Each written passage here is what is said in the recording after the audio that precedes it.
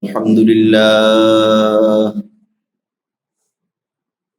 لله وكفى وسلام على عباده الذين اصطفى أما بعد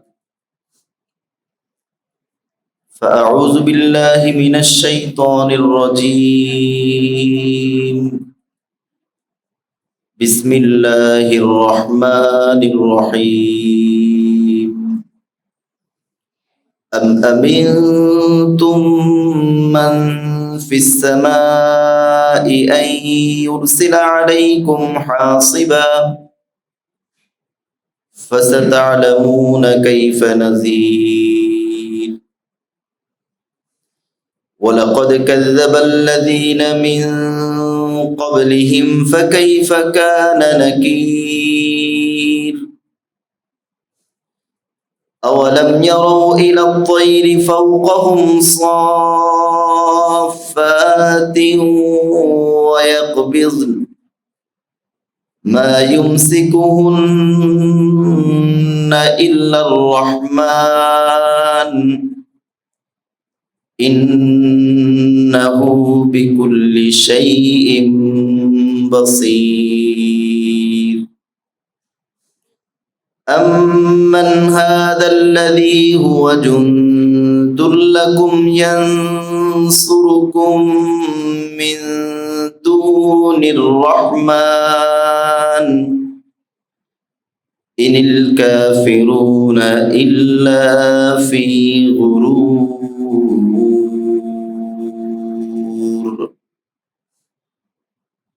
صدق الله مولانا العظيم وصدق رسوله النبي الكريم ونحن على ذلك لمن الشاهدين والشاكرين والحمد لله رب العالمين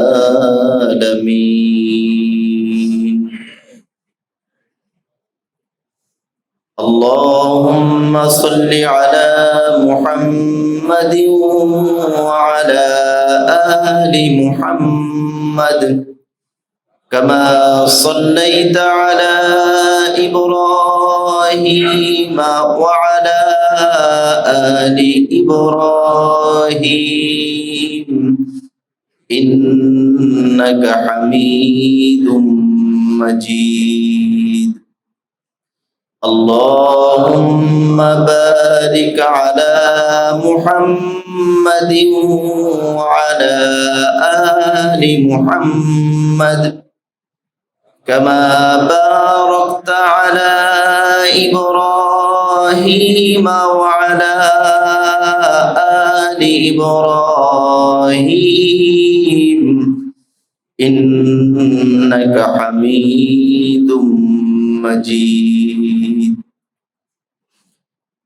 نستعين بالله ونتوكل عليه حسبنا الله ونعم الوكيل نعم المولى ونعم النصير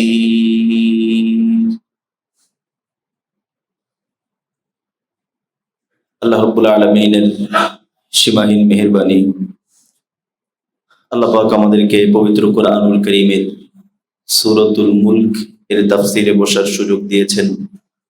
আমরা মুহাব্বতের সাথে শুকরিয়া আদায় করি আলহামদুলিল্লাহ। সূরা মুলক এর 17 নম্বর আয়াত থেকে 20 নম্বর আয়াত পর্যন্ত তিলাওয়াত করা হলো। আজকের তিলাওয়াতকৃত আয়াতে মহান আল্লাহ রাব্বুল আলামিন বলেন, নাকি তোমরা এ ব্যাপারে নিশ্চিত হয়ে গেছো যিনি আকাশের অধিপতি তিনি তোমাদের উপর পাথরবাহী ঝড় পাঠাবেন না?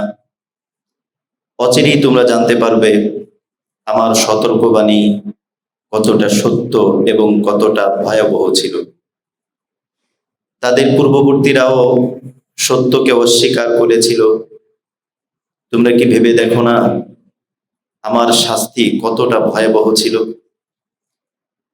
তারা কি তাদের মাথার উপর উড়ন্ত পাখিদের দিকে তাকায় না যারা কখনো ডানা মেলে আবার কখনো ডানা গুটিয়ে নেয়, অথচ পরম করুণাময় আল্লাহ ছাড়া আর কেউ তাদের আকাশে ধরে রাখে না। নিশ্চয়ই তিনি সব কিছুই সম্মত অবলোকনকারী। পরম দয়াময় আল্লাহ রাব্বুল আলামিন ছাড়া এমন কোন শক্তি কি বাহিনী আছে যে তোমাদের রক্ষা করতে পারবে? তিনি যখন তোমাদেরকে শাস্তি দিবেন, ওই শাস্তির মোকাবেলা কেউ করতে পারবে না। অবিশ্বাসীরা তো কেবল মিথ্যা ভরসা এবং আত্মপ্রবঞ্চনার মধ্যেই রয়েছে। এটা ছিল আজকের তেলাওয়াতকৃত আয়াতের সাবলীল অনুবাদ। আল্লাহ রাব্বুল আলামিন যদি তৌফিক দান করেন, তাহলে যতটুকু সম্ভব আল্লাহ পাক যতটুকু তৌফিক দান করেন, তেলাওয়াত করা হলো কয়েকটা আয়াত। তবে এই আয়াতগুলোর অনেক আলোচনা আছে, আমরা যতটুকু পারি চেষ্টা করব। আল্লাহ রাব্বুল আলামিন আমাদেরকে আল্লাহ পাক যা বলেছেন সেটা থেকে উপদেশ গ্রহণ করার তৌফিক দান করেন। আজকের তিলাওয়াতকৃত আয়াত থেকে আমরা এটা বুঝতে পেরেছি, আজকের তিলাওয়াতকৃত আয়াতে মূলত আল্লাহ রাব্বুল আলামিন কিছু জাতিকে শাস্তি দিয়েছিলেন। ওই শাস্তি থেকে আমাদেরকে উপদেশ গ্রহণের কথা বলা হয়েছে। যেমন প্রথমেই যেই জাতির কথা এসেছে, আল্লাহ রাব্বুল আলামিন বলেছেন, আমিনতুম, তোমরা কি নিরাপদ হয়ে গিয়েছো? মান ফিস সামাই আইয়ুরসিলা আলাইকুম হাসিবা, আসমানে যিনি আছেন তিনি তোমাদের উপরে পাথর বৃষ্টি নিক্ষেপ করবেন, এই ভয় কি তোমাদের নাই? আমরা কোরআন এবং সুন্নাহ ঘেটে পাই দুইটা জাতির উপরে পাথর বৃষ্টি বর্ষণ করা হয়েছে। পাথরের বৃষ্টি, পাথরের বৃষ্টি মানে বৃষ্টির সময় তো পানির ফোঁটা পড়ে, পানির ফোঁটার পরিবর্তে বৃষ্টির সময় পাথর পড়বে। কল্পনা করা যায় কতটা ভয়াবহ। কিছুটা একদম সামান্য থেকে সামান্য কিছুটা অনুমান করা যায় শিলা বৃষ্টির সময়, এটা তো কিছুই না। পাথর বৃষ্টি কই আর শিলা বৃষ্টি কই, দুইটার সাথে কোনো দিক দিয়ে মিলানো যাবে না। তারপরও যখন বড় বড় শিল পড়ে তখন এটা অনেক ক্ষেত্রে দেখা যায় যে খুব ভয়াবহ হয়।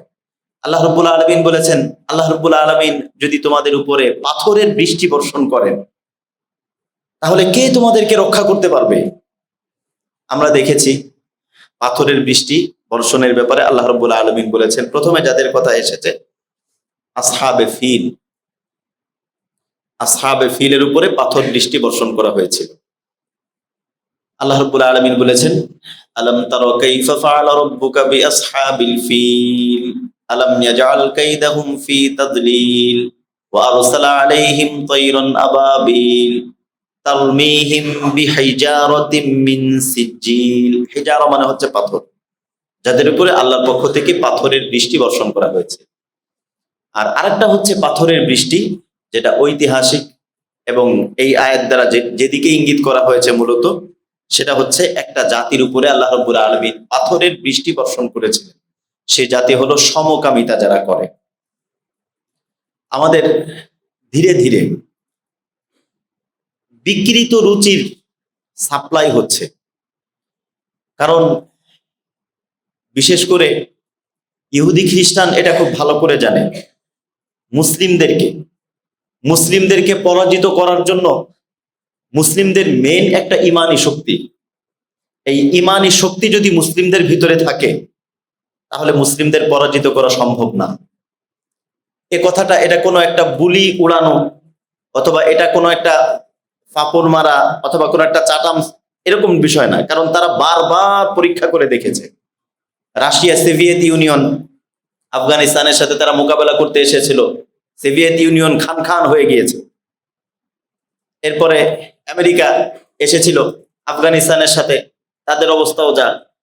এজন্য তারা দুইটা মাধ্যম, এই মুসলিম উম্মাহকে ধ্বংস করার জন্য তারা দুইটা ষড়যন্ত্র হাতে নিয়েছে। তার মধ্যে একটা হলো শাহওয়াত আর একটা হচ্ছে শুবহাত। এই দুইটাই অত্যন্ত ভয়াবহ।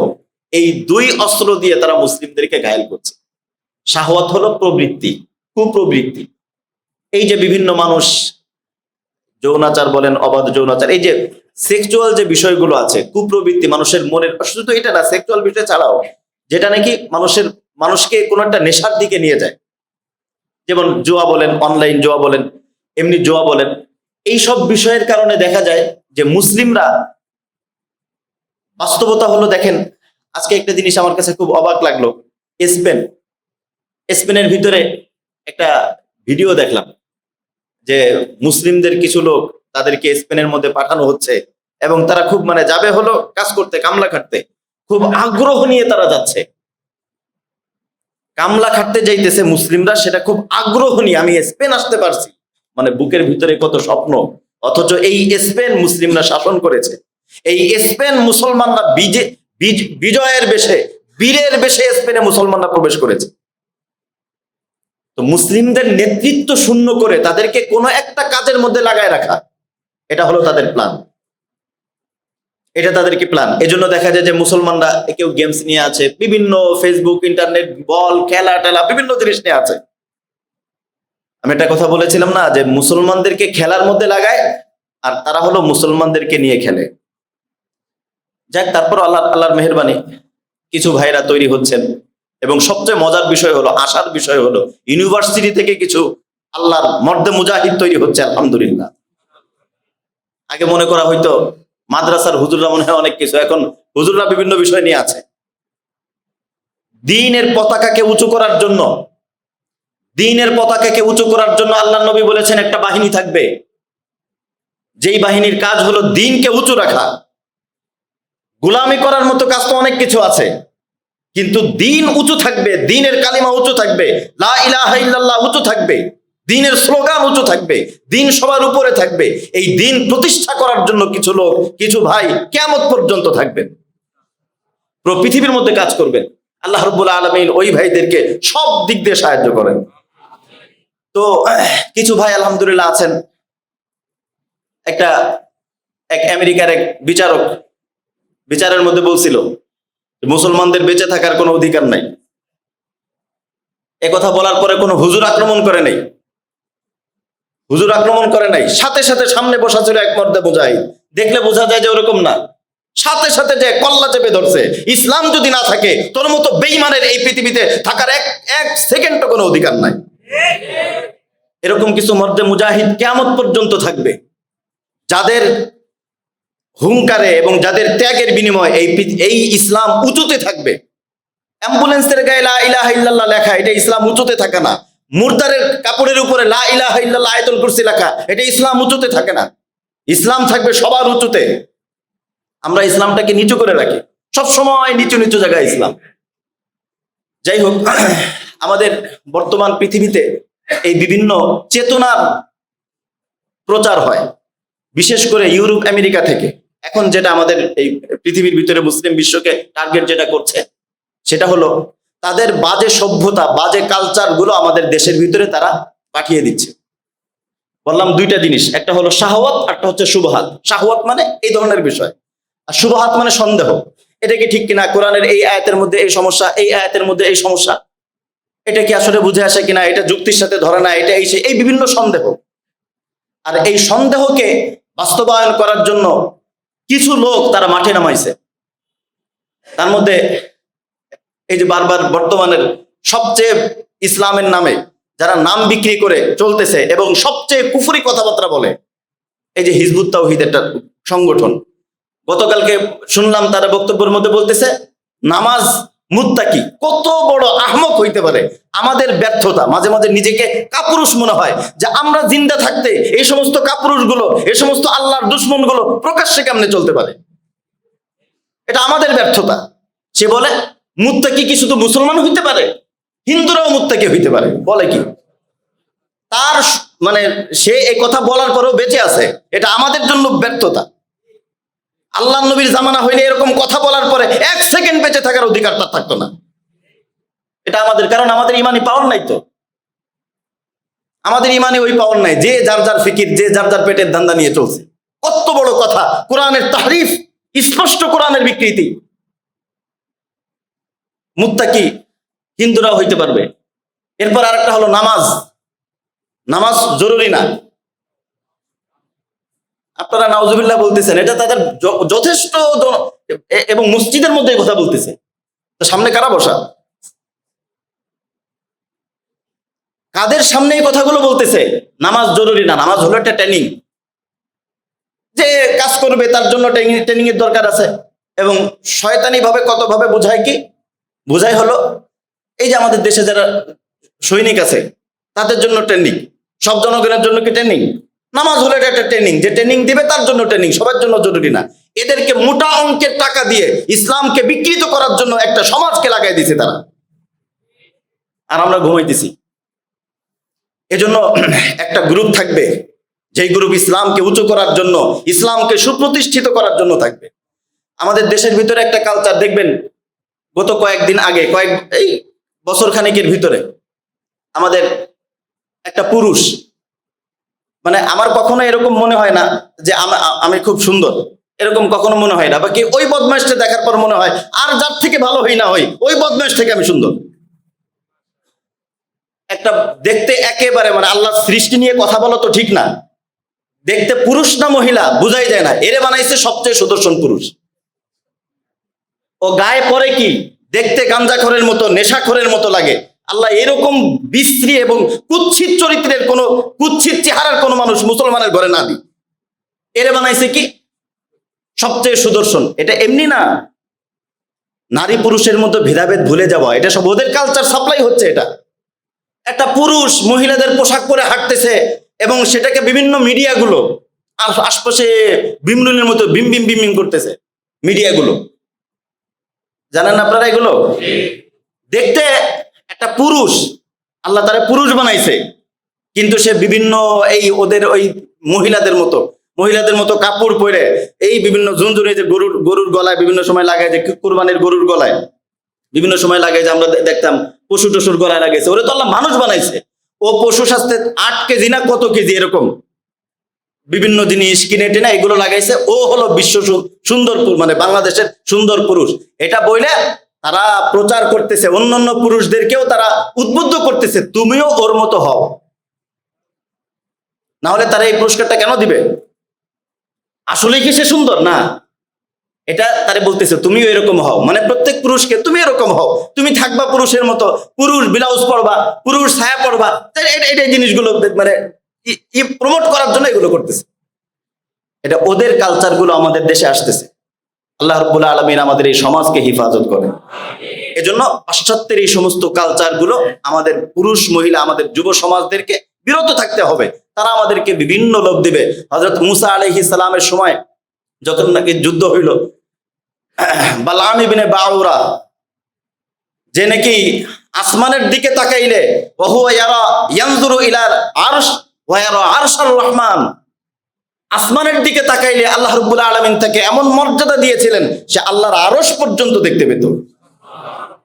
ওই বালাম ইবনে বাউরা, সহিহ হাদিস, ওই বালাম ইবনে বাউরা যখন নাকি মুসা আলাইহিস সালামের বিরুদ্ধে চলে গেল, তখন আল্লাহ রাব্বুল আলামিন তাকে ধ্বংস করে দিলেন। তার জিহ্বা নাভি পর্যন্ত বের হয়ে আসলো। শেষ পর্যন্ত সে বলল, আমি যেহেতু ধ্বংস হয়েছি, এটা ধ্বংসের একটা মূলনীতি। ধ্বংস যদি কেউ হয় তখন কোনো সীমা থাকে না তার। ধ্বংস হওয়া যদি, পতন যদি কারো শুরু হয় তাহলে শেষ পর্যন্ত যায়, ধ্বংস যদি কারো শুরু হয় শেষ পর্যন্ত যায়। এটা ধ্বংসের একটা মূলনীতি। সে চিন্তা করছে ধ্বংস যেহেতু হয়েছেই, এর শেষ পর্যন্ত যাব। কোন ব্যক্তি যদি ধ্বংসের দিকে যায় সে ফিরে আসে না। ফিরেই যদি আসতো ধ্বংস হইতো না। দেখবেন একজন মানুষ খারাপ দিকে যাচ্ছে, আপনি তাকে টানবে, সে আরো রাগ হয়ে যাবে। মানে পাপের শেষ দেখার একটা প্রতিযোগিতায় নেমে যায়। ওই যখন সে চিন্তা করলো ধ্বংস যখন হয়েছি, এজন্য আসল ধ্বংস হব, মুসা আলাইহিস সালামের বিরুদ্ধে সে পরামর্শ দেয়। কি পরামর্শ দিল? পরামর্শ দিল যে কোন জাতি, আল্লাহ রাব্বুল আলামিন একটা কাজ, এই কাজ যদি কেউ করে, কোন এলাকার মধ্যে এই কাজ যদি হয়, তাহলে আল্লাহ রাব্বুল আলামিন ভীষণ রাগান্বিত হয়ে যান। তখন আর কোনো কিছু কাজ হয় না, তখন সরাসরি শাস্তি চলে আসে। সেটা কি? জিনা। জিনা ব্যভিচার, এটা যদি হয় তাহলে সরাসরি আল্লাহর গজব নেমে আসে। এজন্য কি করা? তাদেরকে পরামর্শ দিল যে তোমরা তোমাদের মেয়েদেরকে এমন ভাবে সাজায় রাখবা যেন মুসা আলাইহিস সালামের বাহিনী, তারা যেন মেয়েদেরকে দেখলে মেয়েদের প্রতি আকৃষ্ট হয়ে যায়।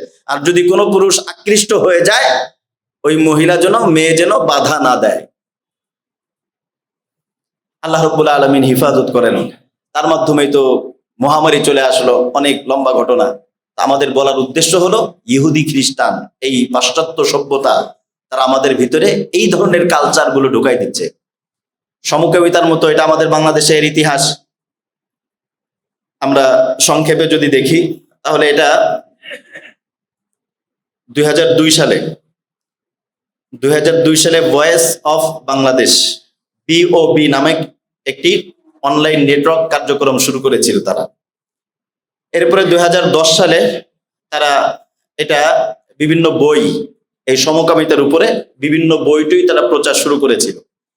এরপরে 2014 সালে রূপবান নামে তাদের প্রথম একটা পত্রিকা প্রকাশ করে, এবং সেটা ভয়েস অফ বাংলাদেশ এবং রূপবান দুইটা যৌথভাবে তারা তাদের কার্যক্রম পরিচালনা করে।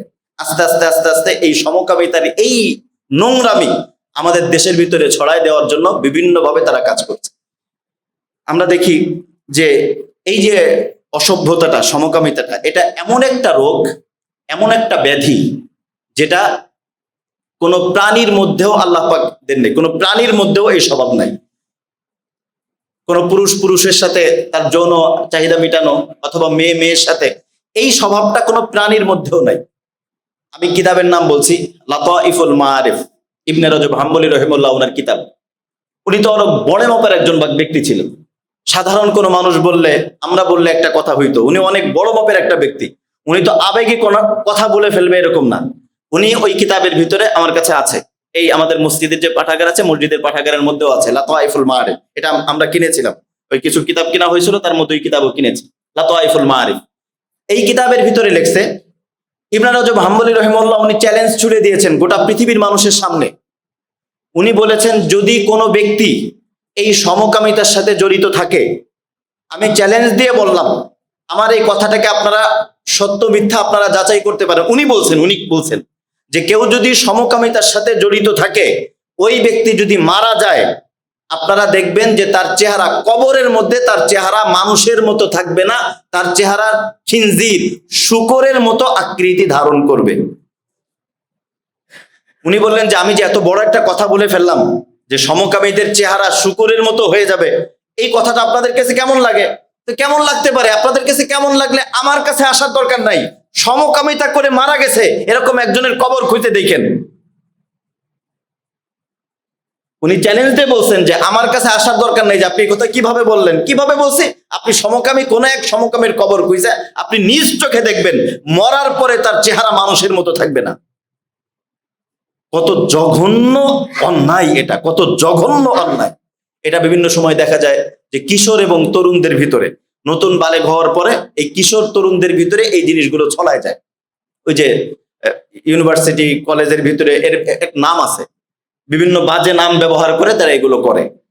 এজন্য আমাদের সন্তানদেরকে আমরা হেফাজত করব, এবং বিশেষ করে আমাদের যে কিশোর তরুণরা আছে, আমরা এই জন্য একটা কথা খুব বেশি বলি, সেটা হলো, এই কথাটা আমাদের মেইন কথা, সেটা হলো দিলের মধ্যে আল্লাহর মোহাব্বতের আগুন জ্বালায় দাও। অন্য কোনো কিছু নোংরামি যদি থাকেও, ওই নোংরামি আল্লাহর মোহাব্বতের আগুনে পুড়ে শেষ হয়ে যাবে। আল্লাহর মোহাব্বতের আগুন জ্বালায় দাও। কিশোর যারা আছে, তরুণ যারা আছে, তাদেরকেও দ্বীনি মজলিসে আনো, তাদের জীবনটাও সুন্দর করার চেষ্টা করো। সারা জীবন খালি পড়া পড়া পড়া পড়া পড়া, কি হবে? তুমি ওদের পড়ার পিছনে মেহনত করছো, ওদের ঈমান শিখাও নাই, আখলাক শিখাও নাই, চরিত্র শিখাও নাই। ওই সন্তান তো বাবা মার সেবা কি জিনিস, শ্রদ্ধা কি জিনিস জানে না। তোমার শেষ পরিণতি কিন্তু বৃদ্ধাশ্রমে তোমাকে কাটাইতে হবে। বর্তমান খালি পড়ালেখা পড়ালেখা পড়ালেখা পড়ালেখা কেন্দ্রিক। হুজুরদের কাছে আসে, হুজুর একটু দোয়া করে দেন, সামনে পরীক্ষা, হুজুর একটু দোয়া করেন, শুধু পরীক্ষা। চরিত্র নিয়ে, আখলাক নিয়ে কোনো পরামর্শ নেই। বাচ্চার চরিত্র কেমনে ভালো হবে, আখলাক কেমনে ভালো হবে, সেই কিভাবে মানুষ হবে মানুষ। কয়েকদিন আগে আমাদের এক ভাই, অনেক দুনিয়ার দিক দিয়ে অনেক বড়, উনি ওনার সন্তানকে বিয়ে দিয়েছেন। পরে সাংসারিক জীবনে ঝামেলা হয়েছে, ছেলে অনেক শিক্ষিত, কিন্তু মেয়ের সাথে এমন আচরণ করে, মানে তাকে প্রহর করে একদম শরীরে দাগ বসায় দিছে। দুনিয়ার দিক দিয়ে অনেক সম্পত্তির মালিক, অনেক শিক্ষিত। ওই ভাই বলেছেন, আমি একটা জিনিস বুঝলাম, তার এই পারিবারিক এই সব কিছুর পরে উনি বলেছেন, আমার একটা জিনিস বুঝে আসছে, সেটা হলো সন্তান বিয়ে দেওয়ার সময় কোনো পুরুষের সন্তান বিয়ে দেওয়ার সময় এ কথা দেখা উচিত না তার সার্টিফিকেট কিনা, শিক্ষিত কিনা, সম্পদশালী কিনা। 1 নম্বর হলো দেখতে হবে ছেলেটা মানুষ কিনা, একদম ওনার কথা, যে ছেলেটা মানুষ কিনা এটা দেখতে হবে। এজন্য সার্টিফিকেট দিয়ে মানুষ হয় না, সার্টিফিকেট দিয়ে কি হয় না, মানুষ হয় না। মানুষ হয় আসমানি ওহী দিয়ে মানুষ হয়, এলেম আখলাক দিয়ে মানুষ হয়। আখলাকে নববী, ইন্নাকা আলা খুলুকুন আযীম, নবীজিকে যে আখলাক দিয়ে পাঠানো হয়েছিল ওই আখলাক যার মধ্যে থাকবে সে হলো মানুষ। এজন্য মুহতারাম, আমি যে গত শনিবারের ওই তাফসীরের মধ্যে বলেছিলাম, মাদ্রাসায় পড়লেই যে একজন মানুষ হয়ে যায় এটা জরুরি না, এটা আবার খেয়াল রাখা দরকার। মাদ্রাসায় পড়লেই যে মানুষ বুজুর্গ হয়ে যায় এটাও জরুরি না। আমি একটা সুন্দর উদাহরণ দিয়েছিলাম। মনে করেন একটা দোকান আছে, এই দোকানের মধ্যে এই যে আমরা যে জামা বানাই, জামা বানানোর জন্য কিছু কিছু দোকান আছে। এই দোকানের মধ্যে জামা কাপড়ও পাওয়া যায়, আবার জামা সেলাইও করে দেয়। এরকম আছে না কিছু দোকান? সেখানে কাপড়ও পাওয়া যায়, সেলাইও করে দেয়। তো যদি কোনো দোকান এরকম থাকে যেই দোকানের মধ্যে কাপড়ও আছে এবং সাথে সাথে দর্জিও আছে, তাহলে সেখান থেকে কাপড় কিনলে একসাথে জামা বানানো যায়। কিন্তু কোনো দোকান যদি এরকম হয় যেখানে শুধু কাপড় পাওয়া যায়, দর্জি নাই, তাহলে কি ওই লোকটা ওই কাপড় কিনে শরীরের মধ্যে পেঁচায় রাখে, নাকি আরেক জায়গা যায় জামা বানানোর জন্য?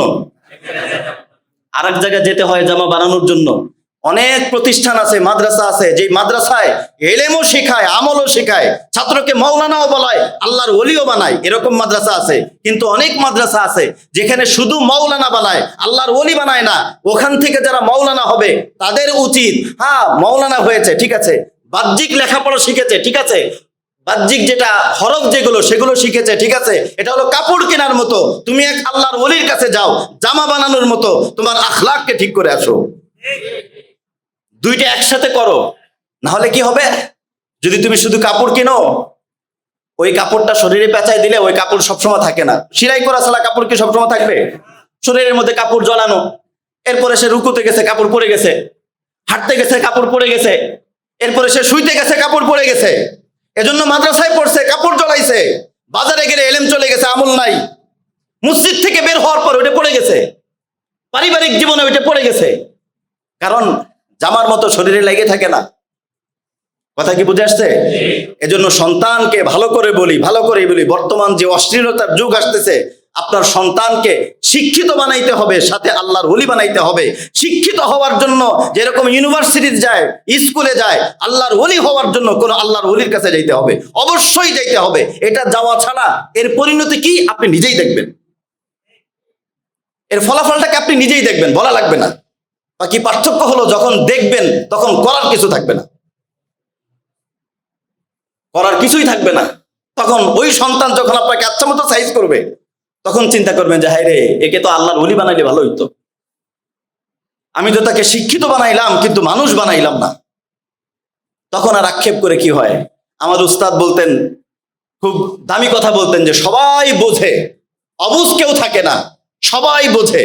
পার্থক্য হলো কেউ সময় থাকতে বোঝে, কেউ সময় চলে যাওয়ার পরে বোঝে। দুনিয়ার মধ্যে সবাই সোজা হয়ে যায়, সোজা হয়ে যায় না? বাঁকা থাকে কেউ? সবাই সোজা হয়ে যায়।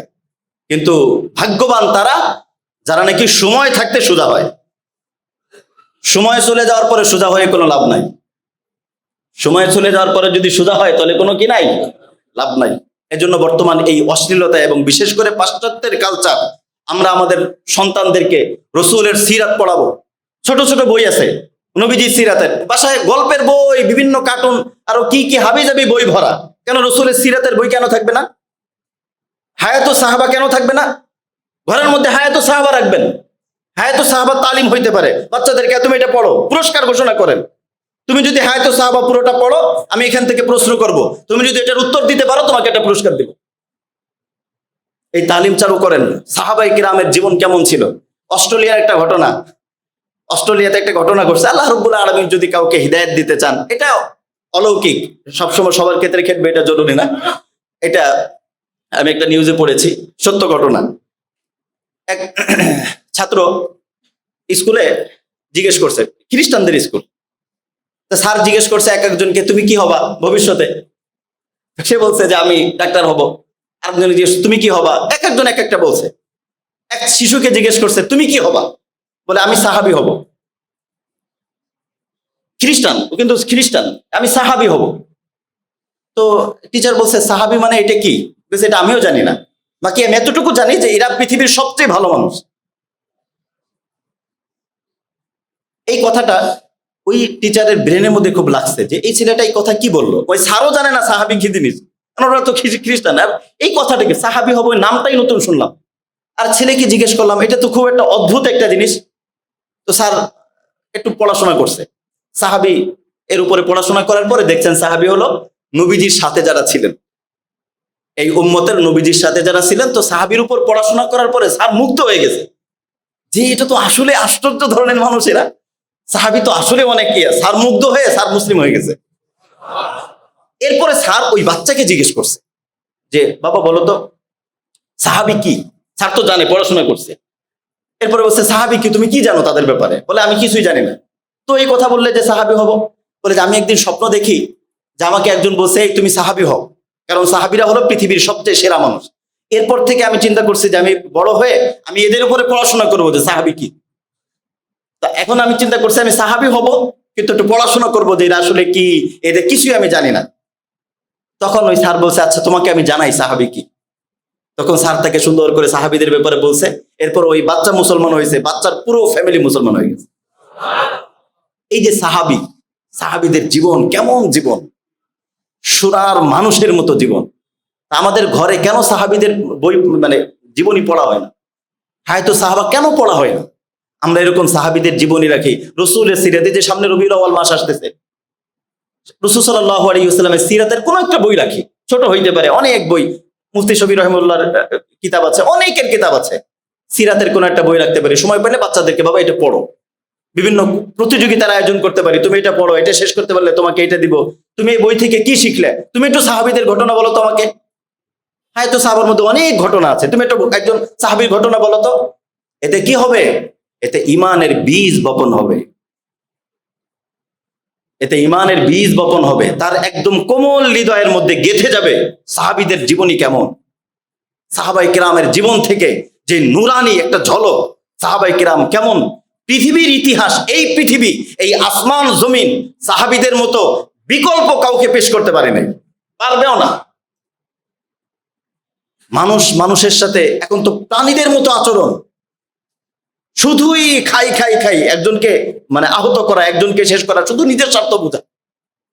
অথচ সাহাবায়ে কেরাম মৃত্যুর মুহূর্তে প্রচন্ড তৃষ্ণা, মৃত্যুর সময় মানুষের পিপাসায় বুকটা কেমন যেন একদম চৌচির হয়ে যায়, পানি পানি পানি। একজন পানি নিয়ে আসছে, ঠিক ওই মুহূর্তে পাশের আর একজন বলছে আমারও পানির দরকার, বলছে ওর কাছে যাও। মৃত্যুর মুহূর্তে, এইরকম মুহূর্তে ঈসা, তাবেঈনদের জীবনী আমরা পড়ব, সাহাবীদের জীবনী, তাবেঈনদের জীবনী, এগুলো যদি আমরা বাচ্চাদের জীবনে দিতে পারি, তাহলে সে শিখবে মনুষ্যত্ব কাকে বলে, ইনসান কাকে বলে, মানুষ কাকে বলে। নিজের জীবনকে নিজেকে শেষ করে দিয়ে অপরজনের পাশে কিভাবে দাঁড়াতে হয়, হাতে কলমে ওনারা শিখিয়ে দিয়ে গেছে। শুধু বয়ান করে না, জীবনে দেখাই দিয়ে গেছেন। ইব্রাহিম নাখাই রাহিমাহুল্লাহ, উনার হাজ্জাজ বিন ইউসুফ গ্রেফতারি পরোয়ানা দিছে ইব্রাহিম নাখাই, ওনাকে ধরার জন্য গেছে ইব্রাহিম তাইমির কাছে। দুইজনই তাবিঈ। ইব্রাহিম তাইমির কাছে পুলিশ গেছে, যাওয়ার পরে ইব্রাহিম তাইমির কাছে বলছে যে আপনি কি ইব্রাহিম নাখাই? চিন্তা করেন মানুষ কি, এরা মানুষ, কল্পনা ব্রেনে আসে না, আমাদের মানে ব্রেনে আসে না, এটা কেমন মানুষ। ইব্রাহিম তাইমি চিন্তা করলেন যে আমাকে তো ধরার জন্য আসছে মূলত ইব্রাহিম নাখাইকে, আমি যদি বলি না তাহলে চলে যাবে আমার ভাইয়ের কাছে। আর হাজ্জাজ বিন ইউসুফ পাঠাইছে মানে নিশ্চিত কতল, হত্যা করে ফেলবে। হাজ্জাজ বিন ইউসুফের মতো এই পরিমাণ জালেম শাসক তো পৃথিবীতে আর হয় নাই। উনি চিন্তা করছে যে আমি যদি বলি আমি ইব্রাহিম নাখাই না, তাহলে তো মারা যাবে আমার ভাই, এর থেকে আমি গ্রেফতার হই, আমার ভাই বেঁচে থাকুক। কল্পনা করা যায়? আমার ভাই বেঁচে থাকুক, আমি মারা যাই। উনি বলছেন হ্যাঁ আমার নাম ইব্রাহিম। ঠিক আছে, ধরে নিয়ে গেছে। ধরে নিয়ে শেষ পর্যন্ত খুব নির্মম ভাবে ওনাকে শহীদ করে দিয়েছে। অথচ মূলত ধরার জন্য পাঠিয়েছিল ইব্রাহিম নাখরিকে। নিজেকে একদম ইসার কাকে বলে, নিজেকে শেষ করে দিয়ে অন্যের জন্য অন্যের কিছু করা, এই আদর্শগুলো বিভিন্ন নাটক দেখে, নাটক এই যে বিভিন্ন টিভি সিনেমার মধ্যে নাটকে তো খুন খারাপি শেখায়, একটা মেয়েকে কেমনে ভাগায় আনতে হয় এর বাস্তব প্রশিক্ষণ চলে ওর মধ্যে। আপনি ওইগুলো দেখতেছে, সে ওইগুলো দেখতেছে, তো সাহাবীর চরিত্র শিখবে কেমনে? ক্রাইম পেট্রোল, ক্রাইম কেমনে কেমনে করে সব তার মুখস্থ। এগুলোই দেখায় সমাজে ক্রাইম কেমনে করে, ক্রাইম কেমনে করে। ক্রাইম পেট্রোল দেখলে ক্রাইমের উপরে তো সে প্রশিক্ষণ নিচ্ছে। হায়াত সাহাবা পড়ুক, সাহাবার জীবনের উপরে প্রশিক্ষণ হবে। চেষ্টা করবো তো ইনশাআল্লাহ। ঘরের মধ্যে এরকম হায়াত সাহাবা রাখেন, বাচ্চাদেরকে বলেন তুমি পড়ো। এই যে কত সুন্দর সুন্দর ঘটনা, বাচ্চারা তো গল্প পড়তে ভালোবাসে। সাহাবীদের জীবনের চেয়ে শ্রেষ্ঠ গল্প কি হইতে পারে? অনেক ভালো ভালো গল্প, ভালো ভালো ঘটনা, সত্য ঘটনা। এরকম সাহাবীদের আরো জীবনী যেগুলো আছে সেগুলো আমরা বাচ্চাদের সামনে দিব, আমরাও পড়বো। পারবো না ইনশাআল্লাহ? হায়াতুস সাহাবা আছে, আরো অনেক অনেক কিতাব বের হয়েছে যেটা সাহাবীদের জীবনের ব্যাপারে, তাবেঈনদের জীবনের ব্যাপারে অনেক সুন্দর সুন্দর আছে। রাসূল সাল্লাল্লাহু আলাইহি ওয়াসাল্লামের সিরাতের ব্যাপারে অনেক চমৎকার চমৎকার আছে। এই বিষয়গুলো আমরা পড়বো, বাচ্চাদেরকেও পড়াবো ইনশাআল্লাহ। তাহলে দেখা যাবে যে ওদের জীবনের ভিতরে এই বিষয়গুলো যাবে। তো বলছিলাম যে আল্লাহ রাব্বুল আলামিন এখানে বলেছেন যে পাথর বর্ষণ করে কিছু জাতিকে শাস্তি দেওয়া হয়েছে। তার মধ্যে একটা জাতি ছিল আসহাবুল ফিল, আর একটা জাতি হলো লূত আলাইহিস সালামের জাতি। এটার পূর্ণ ঘটনাটা কি? পূর্ণ ঘটনাটা হলো হযরতে লূত আলাইহিস সালামকে আল্লাহ রাব্বুল আলামিন একটা জাতির উপরে প্রেরণ করেছিলেন। সূরা আরাফের 80 এবং 81 নম্বর আয়াতে আল্লাহ রাব্বুল আলামিন বলেন, ওয়ালুতান ইয ক্বালা লিকাওমিহি আতাতুনাল ফাহিশাতা মা সাবাকাকুম বিহা মিন আহাদিম মিনাল আলামিন। লূত আলাইহিস সালাম দেখলেন যে জাতির ভিতরে সমকামিতা, পুরুষে পুরুষে তারা নিজের জৈবিক চাহিদা মিটায়। তিনি বললেন যে তোমরা এমন একটা অশ্লীল কাজ করো যেটা পৃথিবীর কেউ করে না, প্রাণীরাও করে না, গরু গরুও করে না, হাঁস হাঁসও করে না, মুরগি মুরগিও করে না, এরকম অশ্লীল কাজ তোমরা এগুলো করো না। এগুলো বলার সাথে সাথে তারা কি বলল? উত্তর দিল কি? তারা সাথে সাথে উত্তর দিল, ওমা কানা জাওয়াবু কওমিহি ইল্লা আন ক্বালু আখরিজুহুম মিন ক্বরয়াতিকুম ইন্নাহুম উনাসুন ইয়াতাতাহহারুন। এই বের করে দাও। বললাম না, যখন মানুষকে ভূতে ধরে তখন চিন্তা করে না, ধ্বংস যখন ব্রেনে আসে তখন ধ্বংসের শেষ দেখতে চায়। যত উপদেশ দেওয়া হোক উপদেশ কাজ করে না, বরং উপদেশ কেউ দিলে তারপর আরো চড়াও হয়ে যায়। বলে এই লূতকে বের করে দাও, এরা ঝামেলা করছে, ডিস্টার্ব করে। এই হুজুর মৌলবীরা শুধু আমাদের ডিস্টার্ব করে, এদেরকে বের করে দাও। আল্লাহ রাব্বুল আলামিন বললেন, আমি তখন কি করলাম? আমি ফাআনজাইনাহু ওয়া আহলাহু ইল্লা ইমরাতাহু কানাত মিনাল গাবিরিন। আল্লাহ রাব্বুল আলামিন বলছেন আমি লূত আলাইহিস সালাম এবং তার যে অনুসারী আছে তাদেরকে আমি মুক্তি দিলাম। ঘটনাটা কেমনে প্রকাশ পেয়েছে আমি একটু পরে বলছি। মুক্তি দিলাম, কিন্তু ইল্লা ইমরাতা, তার স্ত্রীকে ছাড়ি নাই। নবীর স্ত্রী ছিল কিন্তু লোক ভালো ছিল না, ওই তাদের সাথে অপরাধীদের সাথে সম্পর্ক ছিল, নবীর সাথে সম্পর্ক না। এজন্য হাসরের ময়দানে কে কার পুত্র, কে কার সন্তান, কে কার কি, এগুলো কিছু প্রকাশ পাবে না, দেখা হবে আমল। কোন নবীদেরকে আল্লাহ পাক এমন কোনো পাওয়ার দেন নাই যে নবী জাহাজ নিয়ে বের হবে হাসরের ময়দানে। কোন নবীর ওই পাওয়ার নাই, কোন ওলির তো প্রশ্নই ওঠে না। হাসরের ময়দানে আমল দেখাবো, যার আমল ভালো সে মুক্তি পাবে, আমল ভালো না হইলে সে যেই হোক। লূত আলাইহিস সালামের স্ত্রী আল্লাহ পাক স্পষ্ট করে বলেন ইল্লা ইমরাতা, তার বউকে ছাড়বো না। এরপর আল্লাহ রাব্বুল আলামিন ধ্বংসটা করলেন কেমনে? আল্লাহ পাক বলছেন, সূরা হুদের মধ্যে আসছে, ওয়ালাকাদ জাআত রুসুলুনা লুতান সিআ বিহিম ওয়া দাqa বিহিম যারআউ ওয়া ক্বালা হাযা ইয়াউমুন আসীব। লূত আলাইহিস সালামের কাছে আল্লাহর পক্ষ থেকে ফেরেশতারা আসলো, অনেক সুদর্শন, খুব সুন্দর চেহারা। হযরত লূত আলাইহিস সালাম চিন্তা করলেন যে ইস, আমার কাছে এরকম মেহমান আসছে, মেহমানের আকৃতিতে আসছে, তো আমার জাতি তো খুব খারাপ, এরা তো এদের চরিত্র খারাপ, তো আমার এই মেহমানের উপর তারা চড়াও হইতে পারে। উনি খুব পেরেশান। প্রথমে উনি নিজেও চিনতে পারেননি যে এরা হলো ফেরেশতা। পরবর্তীতে ফেরেশতারা বললেন যে হযরত আপনি পেরেশান হচ্ছেন কেন? বলে যে আমি পেরেশান হচ্ছি, আমার জাতির কিছু মন্দ স্বভাব আছে, তো আপনারা তো মাশাআল্লাহ অনেক সুন্দর চেহারার, আপনাদের উপর কোনো ঝামেলা না করে এজন্য পেরেশান হচ্ছি। তখন তারা বললেন যে হযরত আপনি কোনো টেনশন করেন না, আমরা মানুষ না, আমরা ফেরেশতা, আর আমরা আসছি মূলত তাদেরকে ধ্বংস করার জন্য। অনেক সময় ধ্বংস সুন্দর আকৃতিতে আসে। তারা সুন্দর আকৃতি দেখে মনে করছে, হাই রে, এ তো আমাদের খোরাক পেয়ে গেছি, আমরা যেটা চাই সেটা পেয়ে গেছি, অথচ জানে না যেটাই তার ধ্বংস। আবে খুশরা সুরতে আতিশ মদে, আন্দার আতিশ সুরতে আবনায়ে মদে। একজন কবি বলছেন যে, আল্লাহ আমার সামনে কখনো আগুনকে ফুল করে দেখাইও না। এই কথাটা যদি সবাই বুঝতো। অনেক সময় দেখা যায় যে অনেকে আগুনকে ফুলের আকৃতিতে দেখে। আপনি যাকে একান্ত কাছের মনে করছেন, দিনকে বাদ দিয়ে, রসুলকে বাদ দিয়ে, আল্লাহকে বাদ দিয়ে, নামাজ বাদ দিয়ে, রোজা বাদ দিয়ে যাকে আপনি একান্ত কাছের মনে করছেন, যাকে আপনি ঘনিষ্ঠ মনে করছেন, ওই হইতে পারে আপনার জন্য আগুন, আপনার পরকালের জন্য সেই আগুন হইতে পারে। এই যত অবৈধ সম্পর্ক আছে সব আগুন আগুন আগুন। প্রোফাইলে শুধু ফুলের ছবি থাকলেই ফুল হয় না,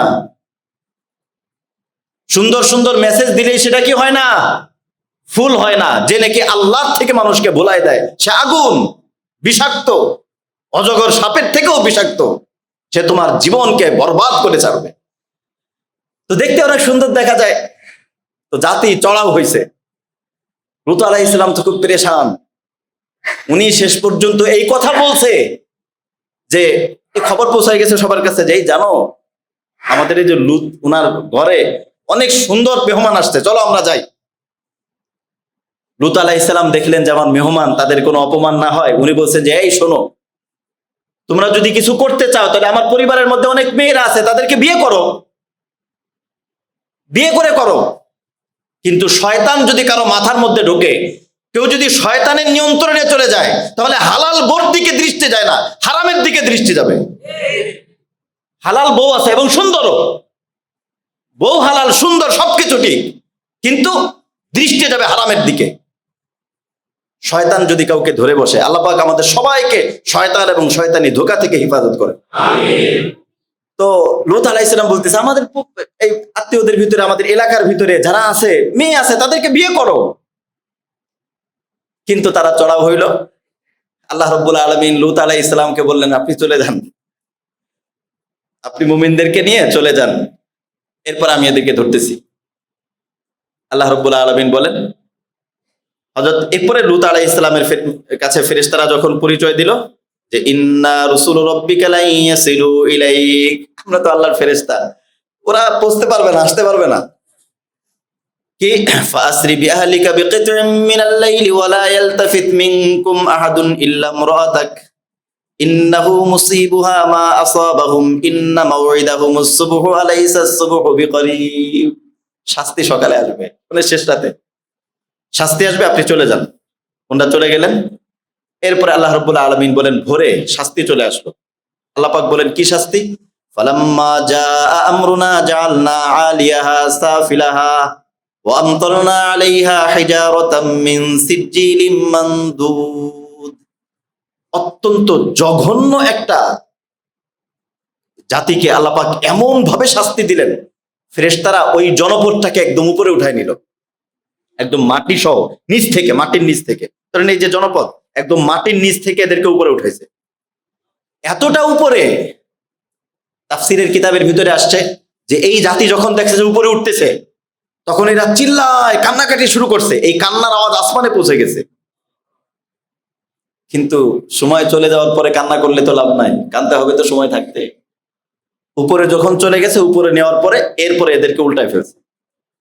এরপরে তাদের উপর পাথরের বৃষ্টি বর্ষণ করছে। এই যে এখনো ডেড সি, ওই জায়গাটা মানে মৃত সাগর, ওই পানির ভিতরে কোনো প্রাণী থাকতে পারে না, বিষাক্ত পানি। যাই হোক, এই সমস্ত জায়গাগুলোতে আল্লাহ পাকের গজব যেখানে আসছে, অনেকে দেখা যায় দেখতে যায়। আল্লাহ পাকের গজব যেখানে আসছে, সবচেয়ে বড় কথা হলো অনেকে এখানে যে আনন্দ করে, সেলফি তুলতেছে, কে হাসি তামাশা, এ তো আল্লাহর গজবের জায়গা। গজবের জায়গা যাওয়াও ঠিক না। আল্লাহ রাব্বুল আলামিন তাদেরকে শাস্তি দিলেন। এই কথায় আল্লাহ রাব্বুল আলামিন বলছেন, এরপরে তাদেরকে পাথরের যে ঝড়, এই ঝড় তাদের উপর আসলো। এই কথায় আল্লাহ রাব্বুল আলামিন বলছেন যে তারা কি নিরাপদ হয়ে গিয়েছে? যে তাদের উপর যদি পাথরের ঝড় বর্ষিত হয় তাহলে এই গজব থেকে কি তারা নিরাপদ হয়ে গিয়েছে? আমরা মেডিকেল সায়েন্সের আলোকে আমরা পাই যে কোনো ব্যক্তি যদি সমকামিতায় লিপ্ত হয় তাহলে তার এইচআইভি একটা ভাইরাস, তার শরীরের মধ্যে এই ভাইরাসটা সংক্রমণ হয়। এই ভাইরাসটা ধীরে ধীরে তাকে এইডস এর মতো একদম মরণ ব্যাধি যেটা সেদিকে নিয়ে যায়।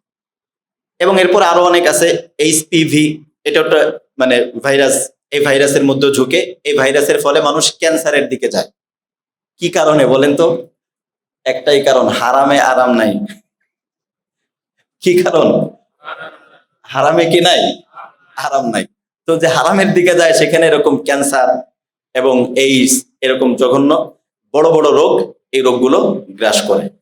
আমরা চেষ্টা করব আমাদের সন্তানদেরকে অথবা বিশেষ করে এই কিশোরদেরকে, শিশু কিশোর যারা আছে, তরুণদেরকে আমরা সতর্ক করার জন্য, তারা যেন এই ধরনের জঘন্য কোনো অন্যায় না জড়ায় যায়।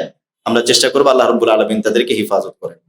এরপরের আয়াত আল্লাহ রাব্বুল আলামিন বলেন, ওয়ালাকাদ কাযাযাবাল্লাযীনা মিন ক্বাবলিহিম ফাকাইফা কানা নাকির। আল্লাহ পাক বলেছেন যে আমি তো এই শাস্তির কথা বললাম। আল্লাহ পাক বলছেন বিভিন্ন জায়গায় আমি তো শাস্তির কথা বলেছি যে যদি তোমরা আমার কথা না মানো এই শাস্তি আসবে, শাস্তি আসবে, শাস্তি আসবে।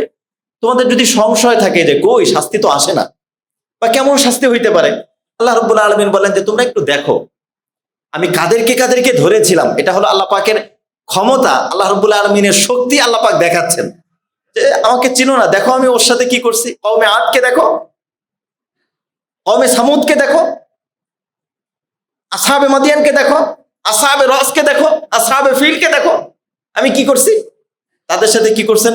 আমরা সংক্ষেপে যদি দেখি যে আল্লাহ রাব্বুল আলামিন তাদের যে জাতির কথা বললেন, এই জাতির সাথে আল্লাহ রাব্বুল আলামিন যে আচরণটা করেছেন, কওমে আদের ক্ষেত্রে আল্লাহ রাব্বুল আলামিন বলেছেন, সূরা কমারের মধ্যে এসেছে, ইন্না আরসালনা আলাইহিম রিহান সরসরান ফি ইয়াউমিন নাহসিম মুস্তামির। আল্লাহ রাব্বুল আলামিন তাদের উপরে প্রচন্ড ঝড়, আদ জাতির উপরে আল্লাহ রাব্বুল আলামিন প্রচন্ড ঝড় তাদের উপর চাপিয়ে দিলেন। একটা জিনিস আমরা কল্পনা করলে দেখব যে বর্তমান আধুনিক বিশ্ব, এটা বর্তমান টেকনোলজি কত দূর পর্যন্ত গিয়েছে, কত আধুনিক কত কিছু, কিন্তু আজ পর্যন্ত কেউ আল্লাহ পাকের এই গজবকে মোকাবেলা করতে পেরেছে? এমন কি কোনো কিছু আবিষ্কার হয়েছে যেটা ঝড় ঠেকাই দিবে, ভূমিকম্প ঠেকাই দিবে? হয়নি। জলোচ্ছ্বাসকে ঠেকাই দিবে? আমরা দেখি ওই যে ইউরোপ আমেরিকার মধ্যে এই যে আগুন বের হয়, দাবানল, আগুনের দাবানলে কিভাবে পুড়তে থাকে, সারা পৃথিবীর বড় বড় টেকনোলজি অসহায় তাকিয়ে আছে। আল্লাহ পাক সবাইকে চ্যালেঞ্জ দিয়ে দেখেন যে দেখো আমি যদি ধরি কেউ মোকাবেলা করতে পারে না। এই আধুনিক কত কিছু, তারপরেও এগুলো মোকাবেলা কেউ করতে পারে না। আল্লাহ রাব্বুল আলামিন কওমে সামুদকে ধরেছেন কিভাবে? ফাখাদাতহুমুস সাইহা, বিকট আওয়াজ দিয়ে, বিকট আওয়াজ জাতিকে শেষ করে দিয়েছে। আল্লাহ রাব্বুল আলামিন আসহাবে মাদিয়ানকে ধরেছে। আসহাবে মাদিয়াম তারা শুআয়ব আলাইহিস সালামকে অস্বীকার করেছিল, তারা ওজনে কম দিত, মাপে কম দিত। আল্লাহ পাক তাদেরকে ধরেছে কিভাবে? প্রচন্ড ভূমিকম্প, সেখানেও বিকট আওয়াজ। আর কোরআনের মধ্যে আসছে আযাবু ইয়াউমিজ যুল্লাহ, তাদের উপর শাস্তিটা ভিন্নভাবে এসেছিল। প্রচন্ড রৌদ্র।